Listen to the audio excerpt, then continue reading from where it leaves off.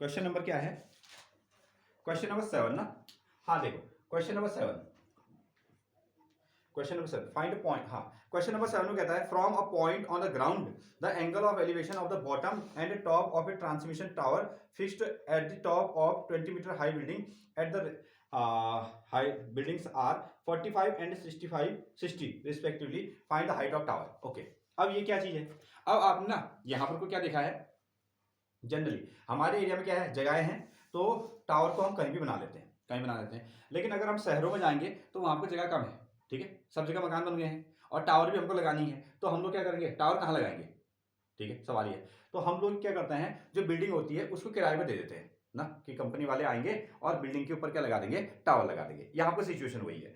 तो इन्होंने क्या किया, जैसे आप शहर में गए और आपने वहां पर को ये सिचुएशन देखी, from a point on the ground the angle of elevation of the bottom and the top of a transmission tower fixed at the top of 20 metre high building.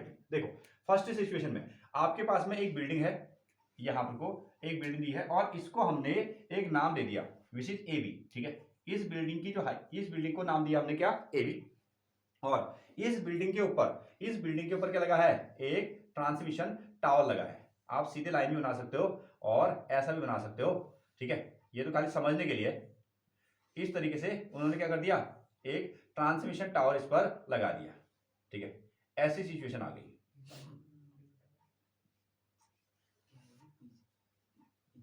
ठीक है, हाँ, तो क्रिसमस ट्री जैसा ये बन गया, ये आपका ट्रांसमिशन टावर है। पहली बार आप गए, आपने कहा बिल्डिंग के ऊपर क्या लगा है, टावर लगा है। ऐसी सिचुएशन, जगह नहीं है तो आपको इस तरह से किराए में ले लेते हैं और फर्स्ट क्लास इनको किराया मिलता रहता है। तो ये हो गया आपका ए बी बिल्डिंग है और बी से लेकर सी तक जो है वो आपके टावर है। ठीक है, ये हो गया आपका बिल्डिंग ए बी और ये क्या है आपका टावर, ट्रांसमिशन टावर, छोटा सा टावर। छोटा टावर भी लगाया जा सकता है, बड़ा थोड़ा, इतना बड़ा भी नहीं लगाते हैं आजकल, छोटे टावर भी तो चल गए ना। हाँ, सिंगल एक रॉड जैसी रहती है, उसके ऊपर से वो एक छोटा डिश लगा देते हैं, ऐसा।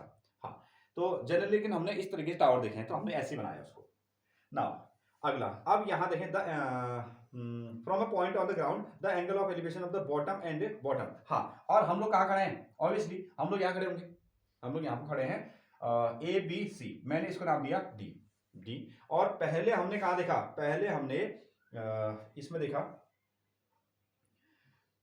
The top of transmission tower fixed at the top, कितना हो गया, नहीं, the angle of elevation of bottom and top of transmission tower. हाँ, बॉटम, पहले हमने टावर के बॉटम में देखा, पहले कहाँ देखा, टावर के बॉटम में देखा। तो जब हमने टावर के बॉटम में देखा तो एक एंगल बना, ठीक है, और हाँ, पहले टावर के बॉटम में देखा गया और फिर कहाँ देखा गया, टावर के टॉप में देखा गया, टावर के टॉप में देखा गया। इनको ये कई तरीके से बदल भी देते हैं, जैसे इन्होंने ये शब्द किया है bottom of the tower, bottom of the tower and top of the tower, ऐसा। अच्छा, ये शब्दों को ऐसे बदल देंगे, top of the building, top of the building और टॉप ऑफ द टावर, ऐसे भी तो कह सकते थे, जो टावर का बॉटम है वो बिल्डिंग का क्या है, टॉप है, ऐसा शब्द भी आपको यूज हो सकता था। लेकिन इन्होंने कहा कि आपने क्या किया, पहले टावर के बॉटम में देखा, फिर आपने टावर के क्या देखा, टॉप में देखा, और एंगल भी आपको यहाँ पर गिवन है, एंगल भी आपको गिवन है।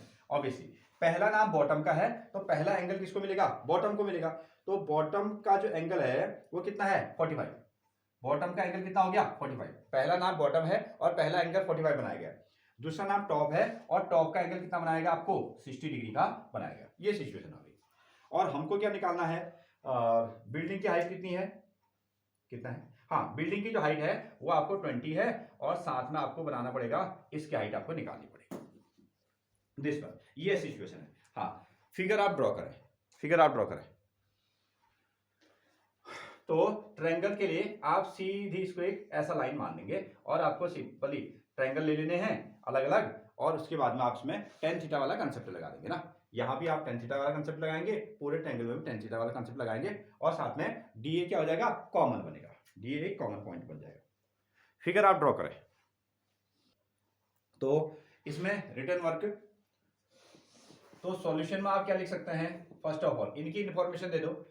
फर्स्ट है आपका height of building, height of building जो है हमारे पास में वो कितनी है, बिल्डिंग का नाम है ए बी, ये होगी आपकी ए बी, और ये है आपका 20 मीटर की हाइट।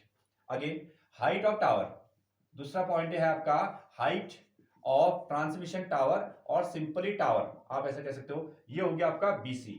ठीक है, इसकी हाइट है BC, जो कि आपको फाइंड आउट करनी है। ठीक है, फाइंड आउट करनी है। क्वेश्चन मार्क भी लगा सकते हो, अब चाहो तो आप इसमें H भी लिख सकते हो। ठीक है, आप इसमें H भी लिख सकते हो हाइट को, ऐसा आपने यूज किया। और एंगल ऑफ एलिवेशन जो है आपके पास में, angle of elevation, angle of elevation, angle of elevations ये बने आपके कितना, थीटा को आपने लिया है 45 डिग्री को लिया एक, और साथ में आपने क्या लिया 60 डिग्री को आपने ले लिया। ये चीजें हैं। और इसमें क्या हो सकता है, हाँ तो मेन मुद्दे पर आते हैं हम लोग। ट्रायंगल बना लेते हैं BAD। तो एक ट्रायंगल लीजिएगा, ट्रायंगल BAD, ये ट्रायंगल हो गया। अगेन परपेंडिकुलर हमारे पास में है, बेस हमको निकालना है, तो हम किसमें काम करेंगे, 10 में। तो हमारे पास में है tan theta is equal to, तो ये बना आपका AB अपॉन कितना DA या AD, जो भी आप नाम लिखें। तो ठीक है, छोटे वाले जो ट्रायंगल है उसका एंगल कितना है 45, छोटे वाले का है 45। तो यहां हमने लिखा कितना tan 45, सबसे आसान वैल्यू tan 45, और AB की वैल्यू है 20, DA tan 45 में कितनी वैल्यू होती है, ये याद नहीं है, हाँ 1 होती है, सबसे आसान। tan 45 की वैल्यू कितनी होती है, 1 होती है, हमको हमेशा याद रहेगी।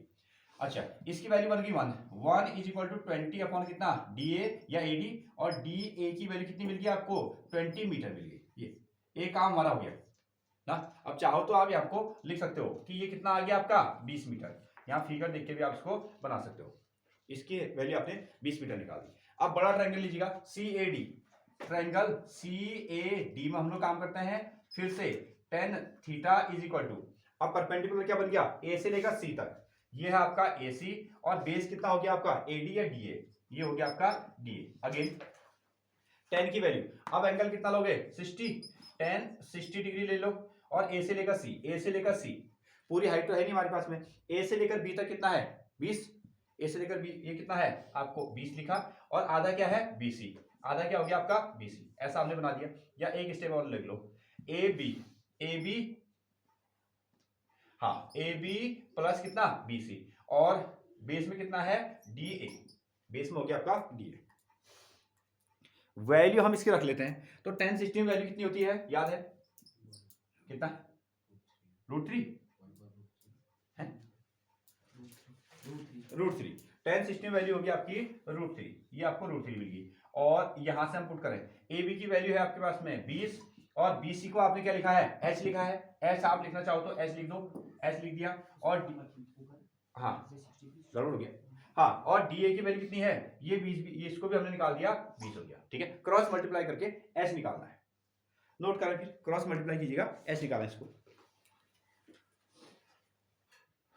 तो पीछे तो इसको सॉल्व नहीं किया होगा ना, इसको हमने क्रॉस किया तो कितना आ जाएगा, ये बनेगा आपका 20√3 इज इक्वल टू कितना है 20 ना, 20 प्लस H, ऐसा बना। हाँ, इसको यहाँ ट्रांसफर कर लो, 20√3 माइनस 20 इज इक्वल टू कितना आएगा H, 20 को कॉमन ले लो तो कितना आएगा √3 माइनस 1 इंटू H, ऐसा आपको दिया होगा पीछे 20, 1.73 इसकी वैल्यू रखो, 1 इज इक्वल टू कितना आ गया H आ गया।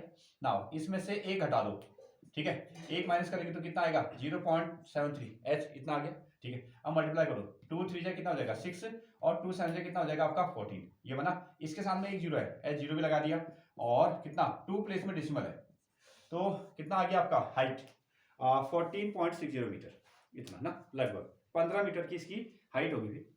हाँ, नोट करें, यहाँ को भी आपका आंसर खत्म हो जाता है, यहाँ से तो आप अपने चॉइस के हिसाब से बना रहे हो आगे को ना, यहाँ से आप अपने चॉइस के हिसाब से उसको कैलकुलेट कर पा रहे हो, उससे हमको थोड़ा सा उसकी वैल्यू भी याद हो जाती है।